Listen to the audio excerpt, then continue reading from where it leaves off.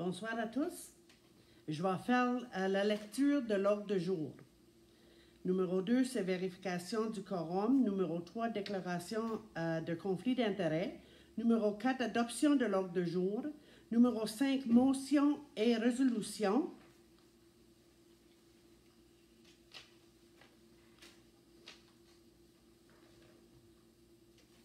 Numéro 6, tour de table des conseillers. Numéro 7, date de la prochaine réunion. Numéro 8, levée de la réunion. Je vais demander à Madame la directrice, est-ce qu'on a quorum? Oui, Madame la maire, on a quorum. Si. Déclaration de conflit d'intérêts. Est-ce qu'il y a des conflits d'intérêts à déclarer pour la réunion de ce soir? Je vais demander encore, est-ce qu'il y a des conflits d'intérêts à déclarer pour la réunion de ce soir? Correct. OK. Adoption de l'ordre du jour. Est-ce qu'il y a des amendements à l'ordre du jour? Est-ce qu'il y a des amendements à l'ordre du jour? J'aurai besoin d'une proposition. Proposition proposée par Carole et appuyée par Louise. C'est tout ça?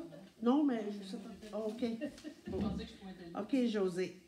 C'est ça, je pensais que tu pourrais dire. OK. Que l'ordre du jour soit adopté tel que lu. Question. Question. Ceux qui sont en faveur signifient par oui. Oui. Ceux contre non. Adopté. Numéro 5, motion et résolution. Proposition numéro 2021-22. Appel d'offres pour travaux d'aqueduc et voirie. Soumission et contrat. Attendu qu'un appel d'offres pour des travaux d'aqueduc et de voirie dans les anciennes limites du village de Kedgewick a été publié le 9 avril et que la date limite pour déposer celle-ci était le 29 avril dernier à 16 heures.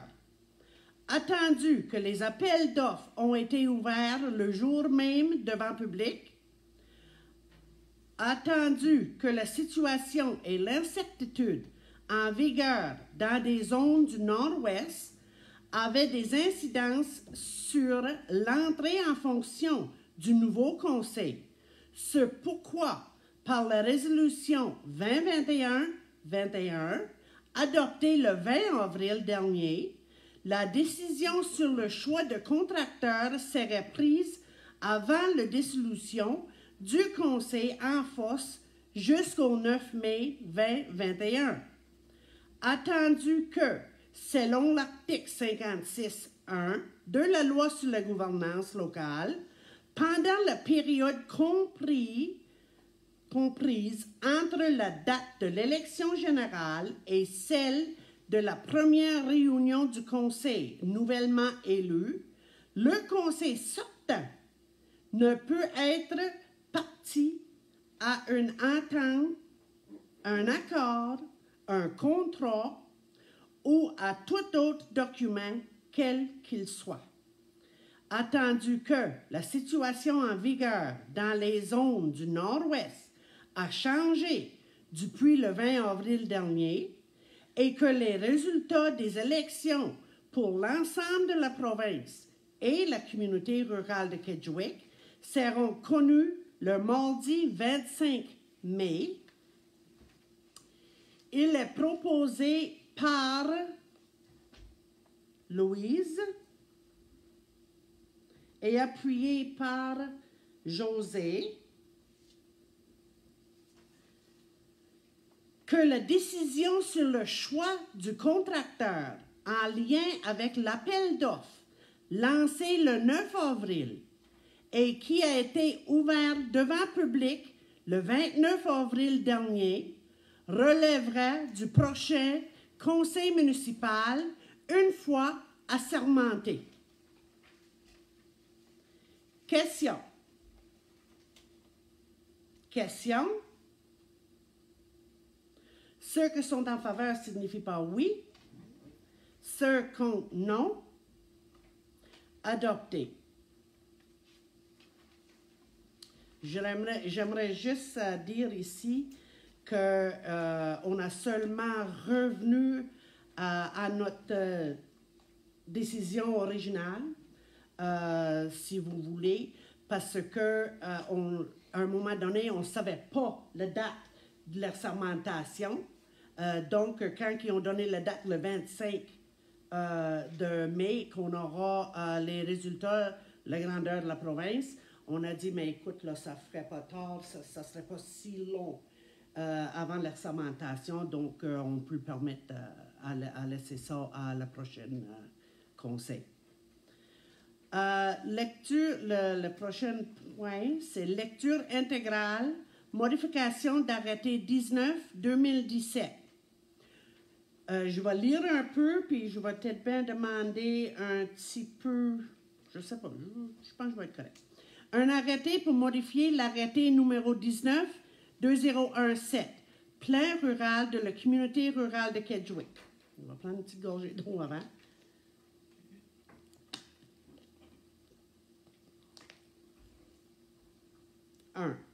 Le plan rural de la communauté rurale de Kedgewick est modifié par l'adjonction de ce qui suit après objectif 7.2 de la partie B, objectif du plan rural, section 7, usage institutionnel.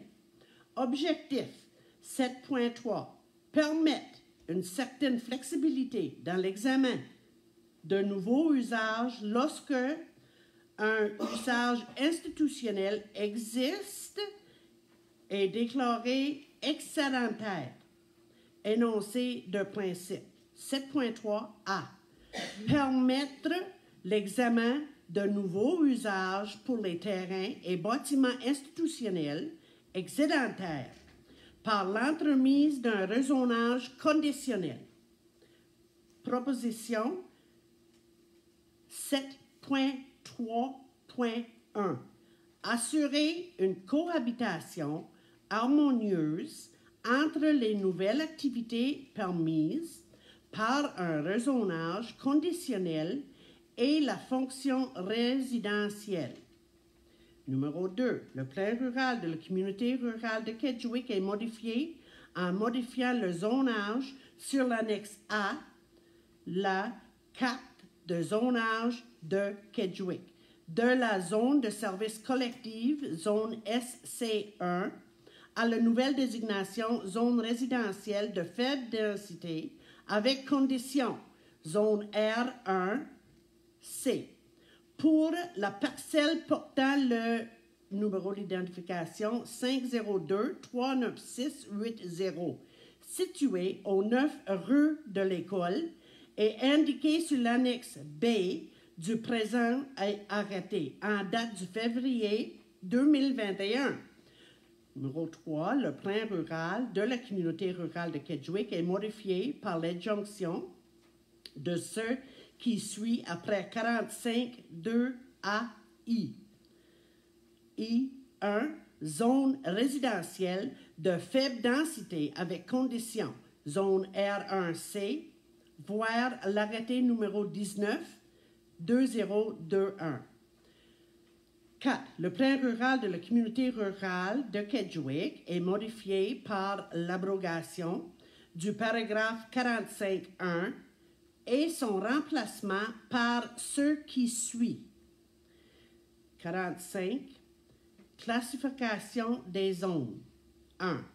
Au fin du présent plan rural, la communauté rurale est divisée en zones délimitées sur la carte de zonage figurant à l'annexe A, intitulée « Carte de zonage de Kedgewick », datée le mai 2017, et modifiée par les annexes suivantes. A. Annexe B, intitulée « Modification au plan rural de la communauté rurale de Kedgewick », datée de février 2021. 5. Le suivant s'applique seulement à la zone R1C, à la propriété retrouvée à l'annexe B, zone R1C. Numéro 1. Sauf disposition particulière du présent arrêté, les terrains, bâtiments ou constructions à l'annexe B sont assujettés aux exigences de la zone résidentielle de faible densité, zone R1, telles que prescrit dans le plan rural de la communauté rurale de Kedgewick. Numéro 2. En plus des usages principaux permis dans une zone résidentielle de faible densité, zone R1, les terrains, bâtiments ou constructions peuvent autrement être utilisés à titre d'un usage accessoire à une habitation unifamiliale sur un lot distinct. Troisième lecture, par son titre, arrêté numéro 19-2021, un arrêté pour modifier l'arrêté numéro 19-2017, plan rural de la communauté rurale de Kedgewick. Proposition numéro 2021-23, projet d'arrêté numéro 19-2021 pour modifier l'arrêté numéro 19-2017. Attendu que le Conseil a l'autorité de modifier son plan rural et attendu que le Conseil veut prendre cet arrêté et adopter des conditions séparément par voie de résolution, il est proposé par Réginald et appuyé par José que le conseil municipal de la communauté rurale de Kedgewick, en vertu de l'autorité qui lui est conférée par la loi sur l'urbanisme adoptée, l'arrêté 19-2021 tel que présenté. Question. Ceux qui sont en faveur signifient par oui. Ceux contre non. Adopté. Y a-t-il quelqu'un qui a eu de misère à me comprendre? Non. C'était clair? OK. Proposition numéro 2021-24. Rezonage conditionnel, arrêté numéro 19-2021. Attendu que la communauté rurale de Kedgewick a publié un appel d'offres intitulé « Vente du garage » situé au 9 rue de l'École sur le site web municipal en date du 10 au 20 mars 2020. Attendu que le conseil municipal a adopté par la résolution numéro 2020-18 choix de l'acheteur pour garage au 9 rue de l'École lors de sa réunion tenue le 31 mars 2020 pour accepter l'offre de M. François Roy, la seule soumission reçue pour l'achat du lot et du garage au 9 rue de l'École. Attendu que le conseil a pris l'arrêté numéro 19-2021 pour modifier le zonage de ce lot, et le conseil veut ajouter des conditions qui s'appliqueraient au rezonage. Attendu que l'objectif du rezonage est de permettre l'utilisation du garage et du terrain au 9 rue de l'École à titre de bâtiment accessoire et d'usage accessoire pour l'habitation unifamiliale située au 3 rue de l'École. Un lot distinct. Attendu que la présente résolution permet une proposition particulière prévue à l'article 59 de la loi sur l'urbanisme, qui est adoptée après avoir pris l'arrêté numéro 19-2021. Attendu que le paragraphe 59.2 de la loi sur l'urbanisme stipule que la présente résolution, une fois adoptée, ne prendrait effet qu'après le dépôt des copies certifiées conformes de l'arrêté de rezonage et de la résolution au bureau d'enregistrement des biens-fonds. Il est préposé proposé par Carole, appuyé par José, OK, que la modalité et les conditions suivantes sont imposées sur la propriété sujette au rezonage. 1. Malgré avoir pris l'arrêté numéro 19-2021, les terrains, bâtiments ou constructions doivent se conformer aux autres dispositions applicables du plan rural de la communauté rurale de Kedgewick, y compris ces modifications. Numéro 2. Les dispositions interprétatives pertinentes prescrites par le plan rural de la communauté rurale de Kedgewick s'appliquent à ces modalités et conditions. Numéro 3. Ni les activités commerciales, ni le stationnement des véhicules commerciaux ne sont permis. Numéro 4. Les ajouts au garage existant ne sont pas permis. Les modalités et les conditions ci-dessus liant les parties ainsi que leurs héritiers, administrateurs, successeurs et ayant droit respectif le cas échéant. Question. Question. Ceux qui sont en faveur signifient par oui. Oui. Ceux contre non. Adopté. Proposition numéro 20-21-25. Ramassage de débris au 87 rue Saint-Jean-Baptiste. Attendu que des discussions sont en cours depuis plusieurs mois avec le bureau d'assurance Crawford et le propriétaire de 87 rue Saint-Jean-Baptiste. Attendu que les débris laissés sur le site suite à l'incendie survenu sont devenus et considérés dangereux et inesthétiques. Attendu que, pour la santé et la sécurité des citoyens, la communauté rurale de Kedgewick procéderait au nettoyage complet du site et qu'une facture serait envoyée à Crawford Assurance. Attendu que Assurance Crawford n'acceptait d'autres soumissions que la plus basse de celle qui avait été fournie en novembre 2020. Il est proposé par Carole et appuyé par Reginald. Il avait élevé sa main. OK.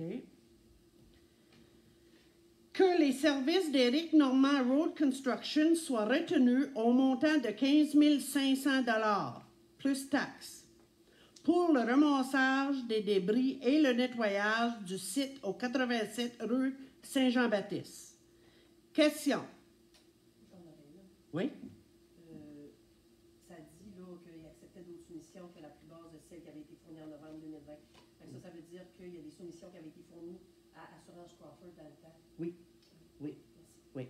Oui, puis oui, c'était le plus bas qu'ils ont eu. Parce que de toute façon, il nous a bien dit, les assurances, il nous a bien dit, on ne paiera pas plus que le plus bas. On oublie ça. Ça fait qu'on se trouvait dans la position d'être obligé de prendre celui-là. OK? Puis en plus, c'est une attente qu'il va avoir la facture. Bon, OK. J'ai-tu posé la question? Oui, hein? Oui, question. Question. Y a-t-il d'autres questions? OK. Ceux qui sont en faveur signifient par oui. Oui. Ceux contre non. Adopté. Juste une précision, Madame la maire. Oui. On le ramasse maintenant, c'est parce que c'était pas possible de le faire avant. Il y avait un entrée, excusez, je suis pas on air. C'était pas possible de le faire auparavant parce qu'il y avait des enquêtes, puis il y avait les assurances qui n'avaient pas encore déterminé le type d'incendie que c'était. Donc, cette semaine, Madame la directrice générale a pu communiquer avec les assurances, ils nous ont confirmé qu'on pouvait procéder. C'était juste pour spécifier ça parce que ça fait depuis le mois de novembre là, qu'on essaie de faire ramasser ça. C'est sûr que l'hiver est arrivé, puis c'était un peu difficile en hiver, mais c'était juste pour... parce qu'on a vu des commentaires sur les médias sociaux à l'effet que les gens n'étaient pas responsables, peu importe. Je voudrais juste apporter une attention particulière. On fait attention à ce qu'on voit sur les réseaux sociaux. C'est pas parce que c'est écrit qu'on n'est pas responsable qu'on ne l'est pas. C'est tout. OK. Puis je tiens à préciser aussi que qu'est-ce qui arrive avec des terrains de même, les feux, les bâtiments, si tout n'est pas fait en bonne et due forme, qu'est-ce qui arrive, c'est que nous, comme municipalité, on pourrait y aller le ramasser, oui, absolument, absolument. Mais c'est l'idée que si on ne veut pas que ça tombe sur les responsabilités des payeurs de taxes, il faut qu'on fasse attention, il faut qu'on suive le processus. Puis, parce que ça ne serait pas d'allure de faire les payeurs de taxes payer pour ramasser ça, puis là, on est pris pour quoi? Hausser les taxes, puis faire tout le monde payer en cause de l'irresponsabilité de un ou deux. Tu sais, quand on est propriétaire d'un terrain, on est propriétaire puis on est responsable. OK? Elle qui vient de brûler en fin de semaine, si tu veux, Réginald, oui, je vais en parler. Ça fait 3 jours, à partir de 7 h du matin jusqu'à 8, 9 h le soir. Même mon mari est venu me voir hier soir. Tu vas-tu te coucher quelque temps, là? Parce que je parle avec tout le monde, puis j'essaie les mesures d'urgence. Je parle avec le GRC, je parle avec tout le monde. On essaie de trouver le propriétaire de ce bâtiment-là. C'est une compagnie, un numéro. On a su ça. À Parabat, c'est déclaré qu'il fait des réunions à toutes les années ici à Kedgewick. J'ai jamais vu des réunions se faire là. Il n'y a pas d'eau, pas d'électricité, il y a rien.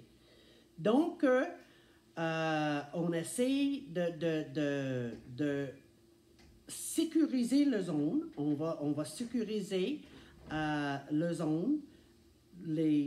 J'ai parlé avec le gouvernement local, même aujourd'hui, pour parler de ça. La meilleure chose à faire, parce que si on procède avec enlever ça tout de suite, si on procède à enlever ça tout de suite, dans 2 semaines, 3 semaines, si le propriétaire arrive tout d'un coup, il dit « Wow, jusqu'à ma bâtisse, jusqu'à mon bâtiment. » Ben, à brûler. OK. Jusqu'à le restant. Jusqu'à des restants. Mais là, on l'a halé, on l'a nettoyé, on a le droit. Oui, mais OK, c'est parce que j'avais de l'assurance. Ah, tu avais de l'assurance? Elle était assurée pour 200 000 $. La communauté rurale est responsable pour payer ces 200 000 $ là. Parce que l'assurance n'était pas capable, d'y aller puis faire l'enquête sur le lieu. C'est ça l'information que j'ai eue aujourd'hui. Ça fait qu'il y a tout un processus. Des fois, on veut, puis il faut que c'est ramassé, puis il faut que c'est nettoyé. Mais on veut-tu tenir tout le monde responsable? Oui, on réalise, il faut que c'est fait. L'exemple est là. Le 23 avril, je pense. Ça fait une semaine, je pense. Une semaine et demie que les assurances sont finies avec l'enquête. C'était le 23 avril qu'ils ont fini. Ça fait qu'avant ça, on n'était pas capable d'y aller sur le lieu. On n'était pas capable. Puis là, même à ça, il y a tout un processus après ça, là, pour faire sûr que les payeurs de taxes ne tombent pas responsables pour des frais là. Ça fait que je le vois qu'il y en a 2 élus par acclamation. Faites attention, mes amis. OK?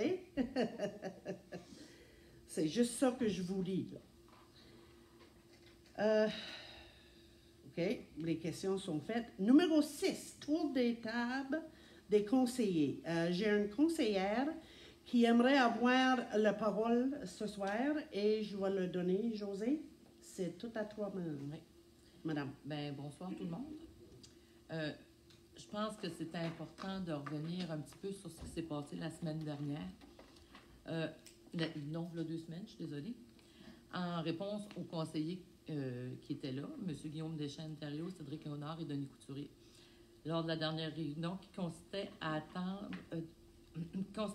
pour finaliser le choix de contracteur dans lequel l'appel d'offres de travaux publics, d'aqueduc et de voirie. Nous aimerions préciser que le Conseil est en plein droit de prendre une telle décision, non seulement dans notre droit, mais dans notre devoir comme Conseil de veiller au bon fonctionnement de la municipalité. Il est important également de préciser qu'à notre arrivée en poste en 2016, le contrat de neige a été signé quelques jours avant notre entrée en poste. Plus précisément, le contrat a été signé le 6 de mai et les élections avaient lieu le 9 de mai. Le souci du Conseil étant d'assurer le bon fonctionnement de la municipalité pendant la transition qui suivra suite aux élections municipales. Le même souci semblait être pris en compte en 2016 et nous n'avons pas prêté d'intention malveillante à cette action. Je tiens également à préciser que les 2 candidats à la mairie, Mme Janice Savoie et M. Éric Gagnon, faisaient partie du Conseil à l'époque à titre de conseiller. On a entendu souvent dans les derniers moments, surtout le manque de transparence, mais je tenais à vous préciser ça a été quoi la démarche que nous avons faite, par souci de transparence. La demande semblait peut-être être simple, mais a nécessité beaucoup de discussions et de vérifications légales, puisqu'une résolution avait été prise et adoptée et que l'appel d'offres était en cours. D'autres points devaient également être tenus en cause. La demande provenait de 3 élus non assermentés pour le moment. L'ensemble du Conseil n'étant pas encore élu. Ici, on parle de 3 personnes sur 7. Ceci ne constitue pas une majorité. Mais le reste du Conseil n'est pas encore élu. Difficile de savoir si cette demande aurait fait consensus. Le respect du processus démocratique, vous devrez travailler avec les gens qui seront élus prochainement. Il fallait s'assurer de ne pas créer de précédent, s'assurer qu'il n'y avait pas apparence de conflit d'intérêts. Et le contexte entourant la demande, soit l'incertitude quant à la durée d'attente des résultats électoraux dus aux nombreux changements en lien avec les restrictions dues au COVID. Les conséquences possibles résultant de cette demande pour la municipalité et un point qui me tenait spécifiquement à mentionner, les événements qui est survenu. Ici, je vais ouvrir une parenthèse. Afin que la population comprenne bien, même si la réunion a été diffusée live sur Facebook, je ne crois pas que beaucoup de gens en ligne ont eu connaissance de ce qui se passait. À l'extérieur se tenaient des citoyens qui klaxonnaient de façon constante et qui ont tenté d'entrer à l'intérieur de la municipalité. Nous ne savions pas ce qui se passait. Aucune explication quant au motif d'une telle manifestation. Doit-on relier cette manifestation à la demande qui a été faite? Cela donne certainement matière à réflexion. Mais dans l'absence de réponse à nos interrogations, nous nous abstiendrons de prêter des intentions. Ceci étant dit, on nous parle de transparence. Ici, on parlait de cohérence. Au moment où on se parle, on ignore toujours le motif d'un tel comportement. Dans l'intérêt de qui? Dans l'intérêt de quoi? Ce qui est clair, c'est qu'on a essayé de perturber la tenue d'une réunion de conseil et que les membres du conseil ont dû sortir sous la supervision de la GRC à la fin de la réunion. L'intimidation n'est pas juste présente dans les cours d'école. Elle est également présente dans la cour des grands. L'utilisation d'un tel procédé contribue à diviser la population et à dégrader la qualité de vie sociale de notre communauté. Quand on s'attaque à l'intégrité des gens pour arriver à ses fins, c'est qu'on manque à la fois de respect pour les autres, on manque d'arguments valables pour faire valoir nos points de vue et on choisit d'utiliser la force pour imposer notre point de vue. Je voudrais refaire une parenthèse. Je vise nullement la demande qui a été faite par les conseillers ici, qui a été faite de très belle façon. Ce qui s'est passé à l'extérieur, on ne sait pas à quoi le relier, mais ça n'a sûrement pas aidé votre cause. Ceci n'est certainement pas une démonstration de l'utilisation de son pouvoir de citoyen de façon positive et constructive. La situation résulte d'une perte de temps et d'énergie considérable. C'est toute la collectivité qui en subit les contre-coups des actions où le bien de la collectivité n'est pas pris en considération. Cautionnez-vous de telles actions? Nous n'attendons pas une réponse, c'est une question rhétorique. c'est plutôt une invitation à vous questionner sur les valeurs que vous voulez individuellement et collectivement. Il y a des moyens beaucoup plus respectueux et constructifs de faire valoir ces points. Formulez vos demandes et argumentez vos points dans le respect des autres. Y avait-il vraiment matière à agir de cette façon? À briser la quiétude des gens du quartier, à manquer de respect aux gens qui se sont impliqués comme conseillers municipaux pendant 5 ans. En aucun temps, les gens assis autour de cette table n'ont manqué de respect envers les citoyens. Nous avons travaillé avec acharnement pour le bien de la collectivité à mettre en place des bases solides. Certainement que certaines décisions n'ont pas fait l'affaire de certaines personnes, mais en aucun temps, elle fut l'objet de partisanerie. Quand on prend le temps de comprendre les enjeux auxquels fait face la municipalité et qu'on s'informe des sources sûres, des faits et non des allégations, on est en mesure de mieux comprendre certaines décisions. Fin de la parenthèse. La période électorale en cours, est-ce que cette action sont devenues un enjeu électoral? Considérant ce dernier point, peu importe la décision du Conseil prendra, cela donnera aux détracteurs matière à attaquer le Conseil en place et à utiliser l'issue en sa faveur. Si on accepte, certains diront qu'on se sent coupable ou qu'on manque de colonnes. Si on refuse, certains diront que nous ne sommes pas transparents ou que nous ne sommes pas à l'écoute des gens. Les allégations pourront aller bon train. Et émettre des allégations, c'est facile. Malheureusement, pas besoin d'avoir de preuves ni d'arguments cohérents. Après vérification auprès de plusieurs intervenants, dont l'AFMNB et plusieurs autres municipalités, quelques options s'offraient, mais avec certains risques et des possibilités de poursuite de soumissionnaires. L'annonce du gouvernement provincial faisant part du retour en phase orange pour la zone d'Edmundston et la tenue d'élections du 25 mai prochain, et laissant espérer un dévoilement des résultats des élections dans un délai raisonnable, a fait en sorte que le Conseil s'est senti confortable de laisser la décision au prochain Conseil élu, sachant que les délais de siéger officiellement seront plus rapprochés et l'administration assurera le suivi de cette décision. La conclusion de notre mandat laisse un goût amer. Il reflète bien ce que nous avons dû subir et les enjeux avec lesquels nous avons eu à composer pendant la durée de notre mandat. C'est malheureux et ne contribue en rien au développement d'une collectivité. Il est encore plus malheureux qu'une minorité d'individus porte ombrage à l'ensemble de la collectivité, et ce, à des fins personnelles. À titre de conseillère sortante, je tenais à vous faire part de mes sentiments au-delà de siéger d'un conseil municipal ou autre comité. Ce sont des gens qui donnent de leur temps, de leur énergie et qui agissent au meilleur de leurs connaissances et ne méritent pas les commentaires, les jugements apportés. Je suis fière du travail que nous avons été en mesure de faire au cours des 4 dernières années et en plus, nous ont demandé d'en faire une 5e en raison du COVID. Une année qui n'a pas été facile à gérer et qui, à maintes reprises, nous a rendus vulnérables et sans réponse à donner à notre population inquiète devant cette situation. Je vous souhaite la meilleure des chances pour votre mandat. Merci. Merci beaucoup, Josée. Faire réfléchir. Merci. Point numéro 7. Date de la prochaine réunion, ça serait à déterminer avec l'administration. Sûr et certain, c'est la dernière réunion qu'on va avoir avec toutes nous autres ici. Point numéro 8. Levée de la réunion, j'aurai besoin d'une proposition. Moi. Réginal. Merci beaucoup. Et bonne soirée.